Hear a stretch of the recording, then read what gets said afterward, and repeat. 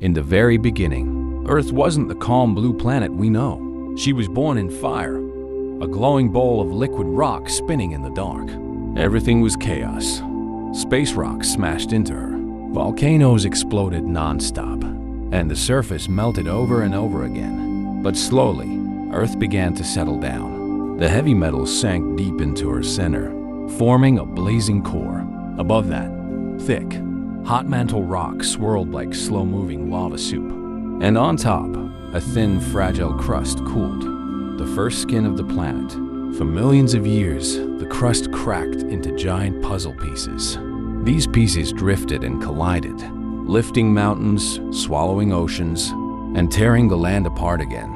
The planet was endlessly rebuilding itself. As Earth cooled even more, steam in the air turned into rain, not for days, but for thousands of years. Eventually, the rain filled the low places, creating the first oceans. The world was nothing but water, rock, and fire. Islands appeared, then vanished. New continents rose, then shattered. Time passed in slow motion. Entire supercontinents formed like giant land dragons, and later broke apart into scattered pieces. Deep in the oceans, tiny life began to glow and breathe, but the land was still empty, silent, untouched. For billions of years, Earth shaped herself. Mountains rising, oceans shifting, ice ages sweeping across the land. By the time humans were even close to arriving, the planet had already written the first 99% of her story. All we did was walk into the final chapter. Here is a continuation of the story, keeping it simple, cinematic, and adding the spiritual light and dark balance you asked for. Still symbolic, not religious or literal, but storytelling in tone. The spiritual story of Earth's creation, light and dark. Before time meant anything, before mountains or oceans, Earth was a whisper in the void, a place where light and darkness wrestled for shape. In the beginning, darkness ruled.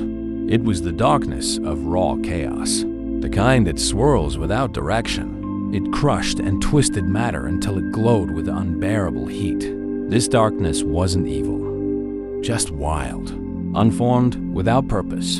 From within that chaos, light began to gather. Not sunlight, not brightness, but intention, a force that wanted order where there was none. And so, the light and the dark collided.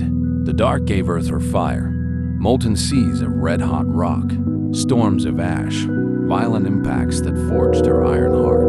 The light shaped the chaos, cooling the surface, separating layers, giving the world structure and rhythm.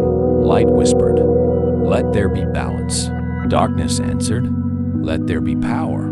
Together, they created a planet that breathed in cycles, eruption and calm, destruction and creation, collapse and rebirth. The age of darkness, Earth's shadow phase. For eons, darkness sculpted the planet with raw force. Meteors hammered the surface. Volcanoes erupted like cosmic wounds. Follow for part 2.